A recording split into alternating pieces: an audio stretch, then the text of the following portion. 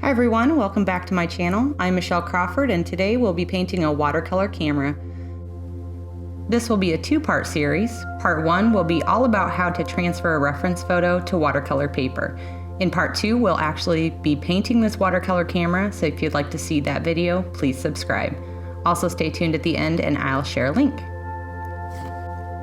So first I have my reference photo, which I found on rawpixel.com. I'll paste a link in the description below. And I'll be painting on a 140-pound cold-pressed watercolor paper block by Arches. And then to tape down my paper, I'll be using this Scotch Delicate Surface Painter's Tape. So I'll actually be tracing my reference photo onto the paper, and so I've got some graphite paper, a kneaded eraser, and then I like to use this tracing tool. It's just got some rounded metal ends and is really helpful for using graphite transfer paper. So let's talk about the transfer paper that I'm using. It's really important to note that this is graphite paper and not carbon transfer paper. Carbon won't erase. And also it's important to get wax-free graphite paper so that it erases easily and doesn't smudge on your paper. This brand I just found on Amazon, and it seems to work really well. You'll also notice that I've used this sheet of transfer paper before, and so you can reuse them a few times before you throw them out. So one money-saving tip for you right there. Our first step is to tape down our reference photo, and I've already trimmed it to size so that it fits nicely onto the size of paper that I'm using.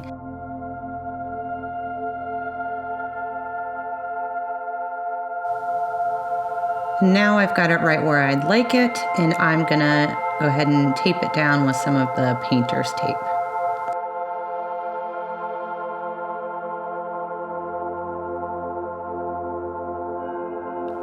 Now it's really important when you're gonna be doing some tracing that your paper does not move while you're doing this.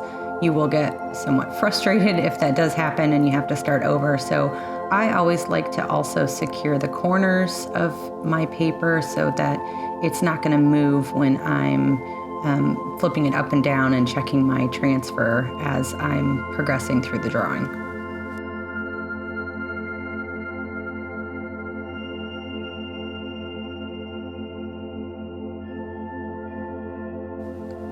Okay, we've got our reference photo all taped down, and now we'll just take the piece of graphite paper and place it underneath with the graphite side down. You want to make sure that you don't press too hard on your paper when you are handling it this way so you don't get any fingerprint smudge marks on your watercolor paper. But now I'll just begin by tracing the general shapes of this camera. And I'm really excited to try out this brand new circle making tool that I just got from Amazon. I'll link it in the description below as well. And so since this lens has a bunch of concentric circles that are right inside each other, and you do want those to be somewhat precise, I thought this would be the perfect opportunity to try out this new tool. And so I'm just marking the center here where I want to have the middle of my lens.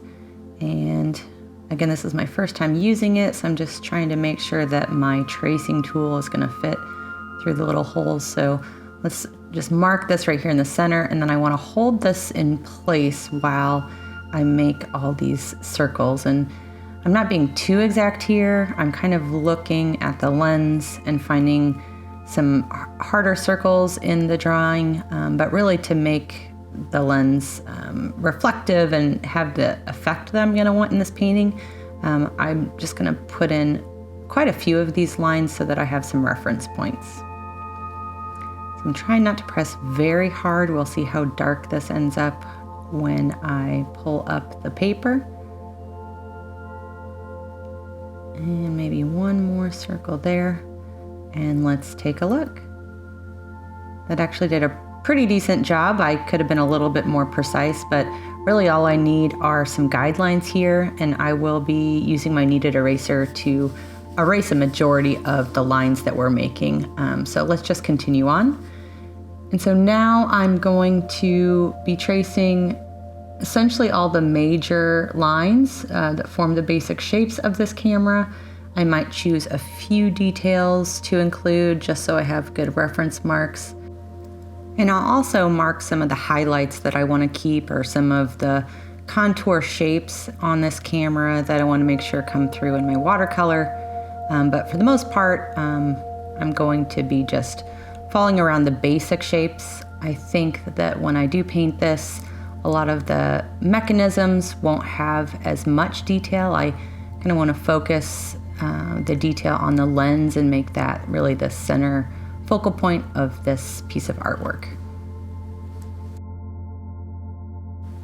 Even with these round dials here, I'm just kind of drawing a rectangle to get their general shape. Whatever dimension I try to add here, I'll just do that with shading with my watercolor.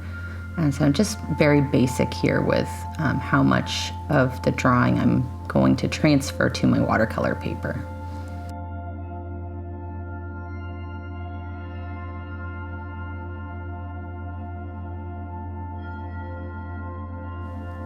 And you'll notice throughout this process that I will, lift up my paper and just kind of flip back and forth between the drawing and my reference photo to see what lines I might have missed or some detail I might want to add back in. So notice that I've left out some of the lines up top here, and so I'm just adding those.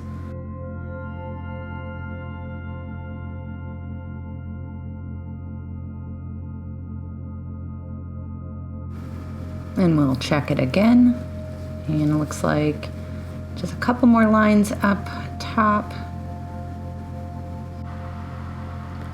And again, I'm just kind of scanning back and forth between the two images, finding some details I might want to include, and I may or may not even paint in some of these details in my final drawing. I just want to make sure I have them there for reference if I do.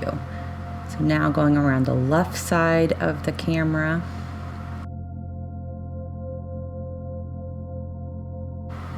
And as you see, I am marking some of the highlights and darker areas here as well. I'm not going for hyper-realism here, but I do want the camera to be somewhat realistic looking.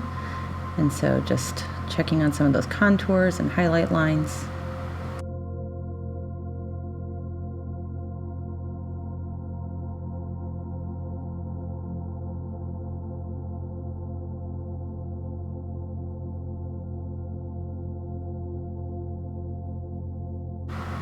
And looks like we have some more detail on this shape on the knob at the top.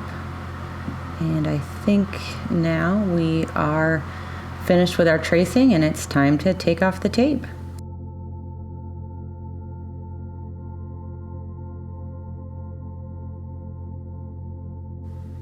And there is our final sketch. Now these lines are a lot darker than we really want to have underneath our watercolor, but this method really, for me, is the easiest way to transfer a reference photo to my watercolor paper. And now I'll grab my kneaded eraser, and we're gonna use this to kind of blot up some of the graphite here and really lighten up the color of our drawing so that we can just barely see it through our watercolor. We are wanting to make sure that we can see enough of the drawing that it's going to guide our artwork, but we don't want to be able to see it through at the end of the painting.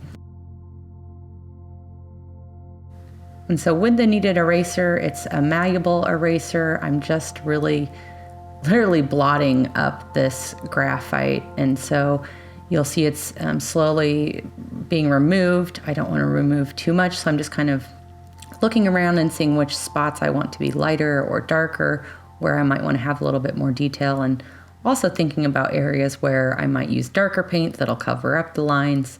But essentially what I'm doing is picking up this graphite, and you see there it is on my kneaded eraser. And so once the eraser is full of graphite, you can just knead it here, and then it's nice and clean and ready to continue to use.